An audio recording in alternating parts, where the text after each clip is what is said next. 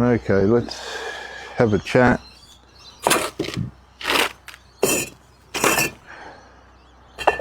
So what I've realised is there's a lot of bricklayers out there now that have teams, but they're basically, really, they're just working for the team. They're not working for themselves. They're just working to get the builder's job done. There's the ones that I find are succeeding are the one outs, because 2 out doesn't work unless you're on hourly rate, because you'll never cover the wage of the labourer day in, day out. That's just not going to happen. So the 2 outs don't work unless you're on hourly rate.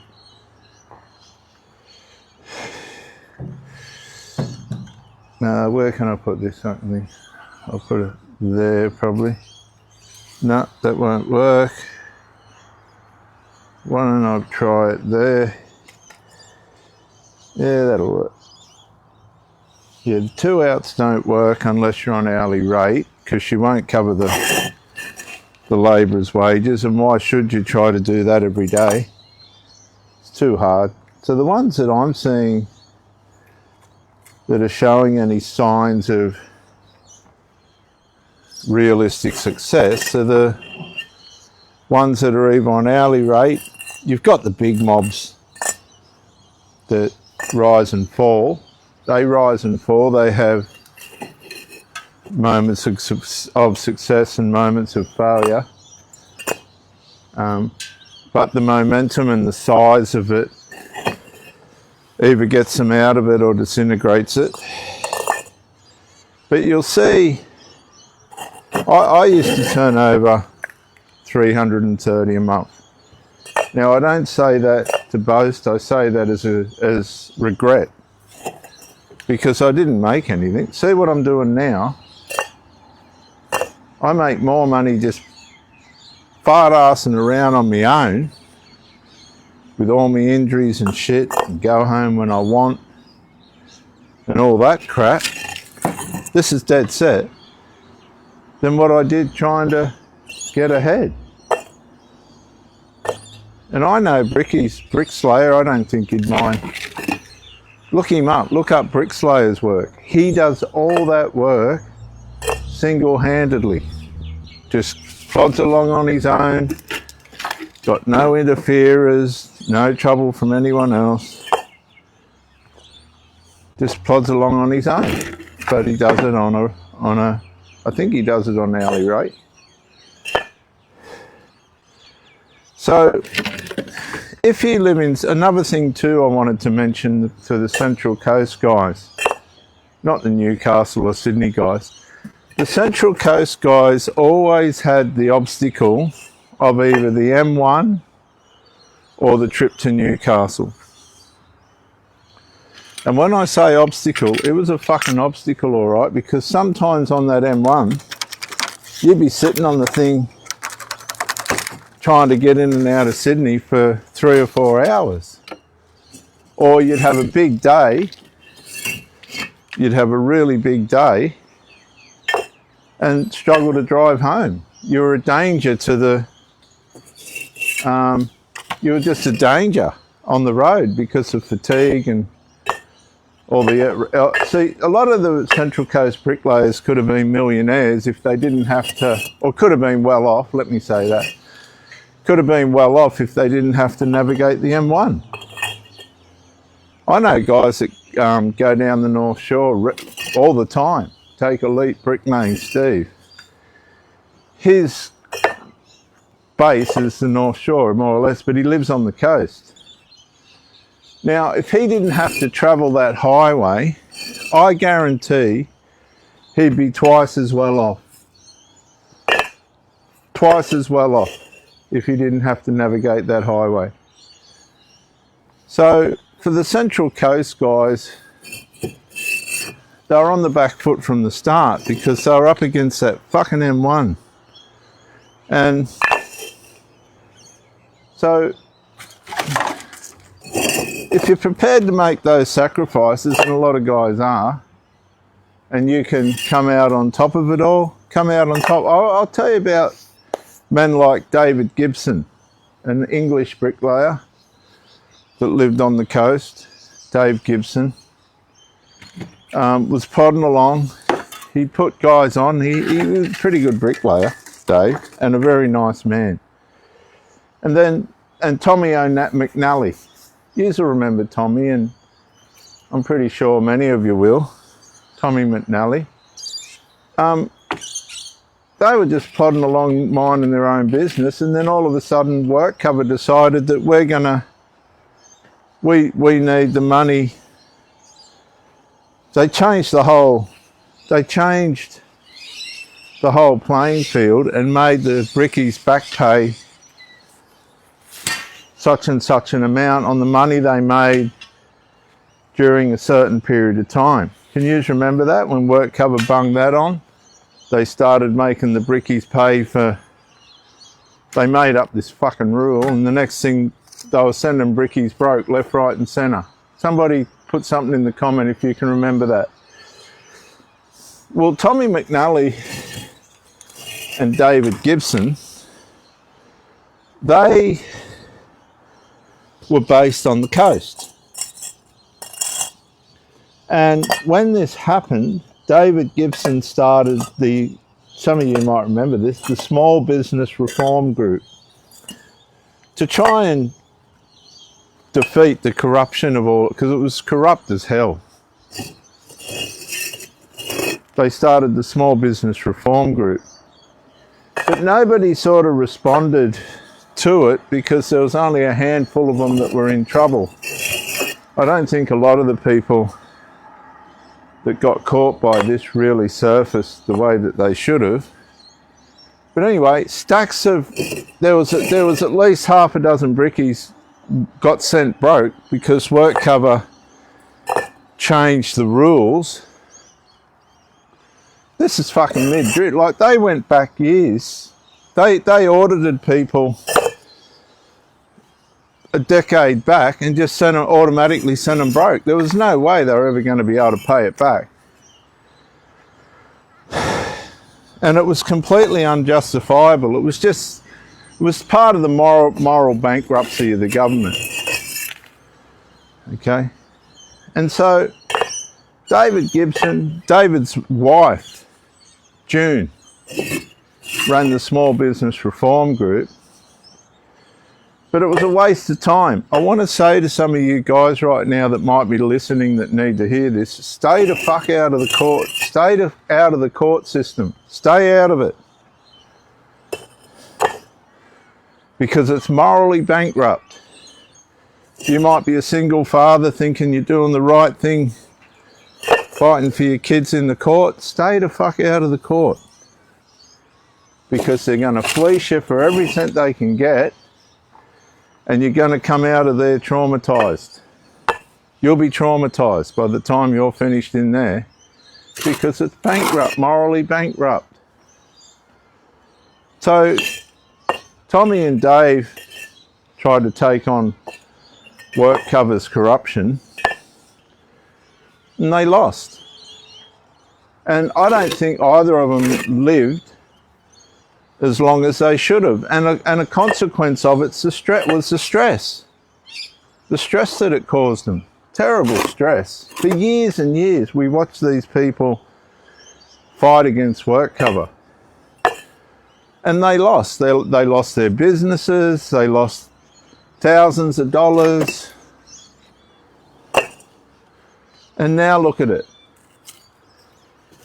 For some of the people in Sydney that have gotten across the line and have just got so much momentum behind them now that they can't lose, if that's possible, this sort of talk doesn't matter. But this sort of talk does matter to the poor old brickie that gets up every morning and knows that and hopes that he's going to make some profit by the end of the day. He knows all his brickies will, all his labourers will. But what about himself? And the sad part about it is these guys are good-spirited guys. They just want to help run their business, help people along the way, put food on other people's tables. But like Tommy and Dave and the rest of us, the system doesn't allow you to do that. The system does not allow you to succeed easily. Now you think about it for a minute, and I've thought about this for years. When I worked for Fusion, right, what I wanted to do was see what happens inside how does this fucking thing function? How do you get to the stage that these people were at? Well, number one, you have to live in Sydney for a start. Right, if you're not in the fucking middle of Sydney, you can forget it. And the second thing is, you've got to have things like data systems that are telling you what jobs are coming up, who's quoting them, when they're going to start, when the quotes have to be, and these things cost thousands of dollars because I've had them. Anyway, so for the poor old brickie that's just trying to get ahead like I tried to do for years, and I wasn't stupid, I don't think the system was on my side. It just wasn't. And I'm 60 now and I got fucking injuries to boot, and I'm so tired of trying to manage me injuries and shit. And the system's gotten worse. I'm doing a fucking silly little, look, I'll show you something. I'm doing a fucking silly little front fence, right? And I can go at it at my own, it's got to look like that at the end, right? I can go at it at my own speed. It's an insurance job. I can go at it at my own speed, and fucking, I'll get more for this than what I will trying to build that house. I'll get more for this front fence on an insurance job than trying to build that garage. There you go. How does that work? Guys, how the fuck does that work? Well, it doesn't work. And another thing that doesn't work a lot of the time is trying to work for these insurance companies, because if you get someone in there that's fickle, and you might be having a good run, right? I've seen it all. You'll be having a good run with the insurance companies, you'll have 3 or 4 on the go and you'll be doing all right, and then one of the supervisors will change, and the next thing you've got this bloke that you're just not going to get along with. So there goes that. Another thing is, you might get some sensitive owner that makes a little illegitimate complaint, and there goes that. It all sounds grandiose, the insurance game, but it's not. It's so sensitive and fickle that you can be gone. They can put you off and you won't even know why. So you can't rely on that as an income. You can't rely on building fucking project homes as an income. Don't tell me you can, because you can't unless you've got some agreement with the builder that's got you on an hourly rate covering the labourers and the brickies, which they won't do for very long because it'll send them broke. So rather than the builder go broke, the brickie goes broke, doesn't he? Everybody else, I've been on jobs where brickies have fucked up walls and I've still had to pay them and fix the fucking thing myself.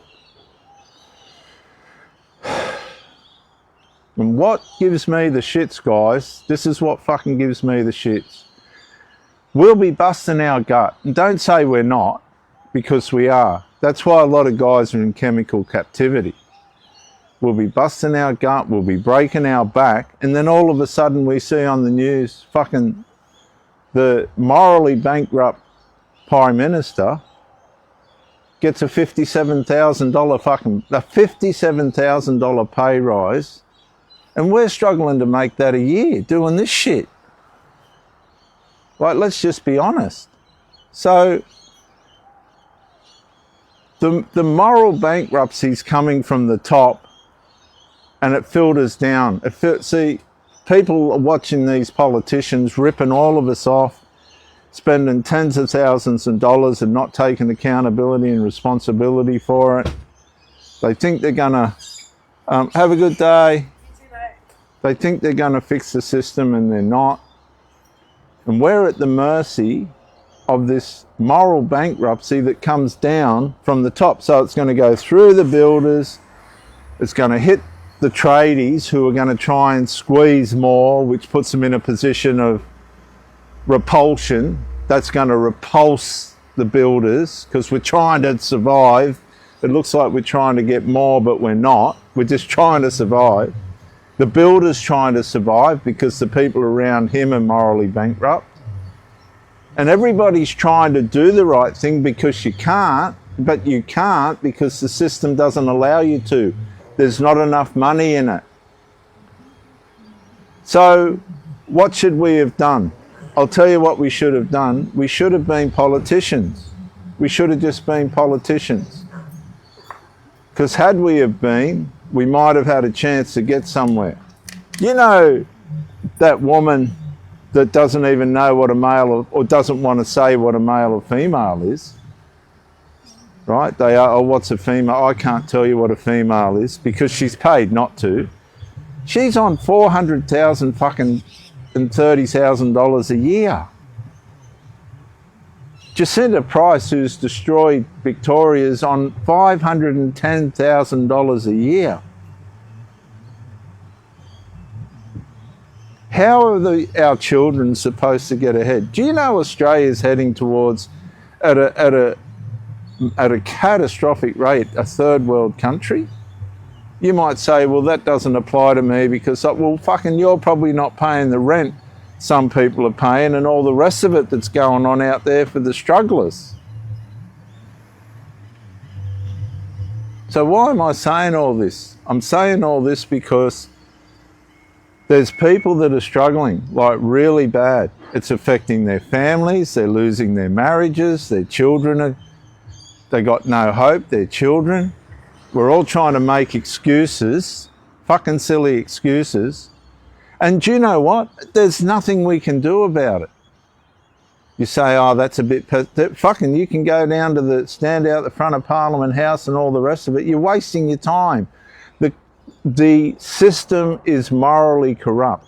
If I can walk into a female change room like this and go, I'm female, and stare at your missus having a fucking piss, right? I'll walk in there and say I'm female while your missus and daughter are having a fucking piss.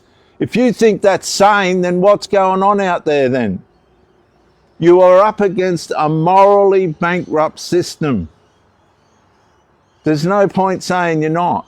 And how are you going to fix it? You're just going to have to do what I'm doing, dawdle along. I'm shutting my fucking company at the end of June. I'm finished. I'm finished with it. Because it doesn't pay. It doesn't pay off. So what am I going to do? Well, isn't that a simple fucking answer? I'm going to go on wages. I get all my holidays, super, all the rest of it, and somebody else can fucking lie there not sleeping at night. I get more on fucking wages over the long term than I ever do fucking bim bombing around out here on my fucking own. So you take it or leave it. Get ready for, I want some of you guys to come into the fucking bricklaying mastery thing and make some comments and help some of these young blokes because it's pretty hopeless for them at the moment. You know, you can have the bricklaying trade and learn to be a great bricklayer, and then you've got to go out into the morally fucking corrupt system and try and make a living out of it. Don't tell me I'm being pessimistic. Somebody has to fucking be honest about this so we can calibrate, get some therapy in our heads relative to the truth, right, of how fucking sad this situation is.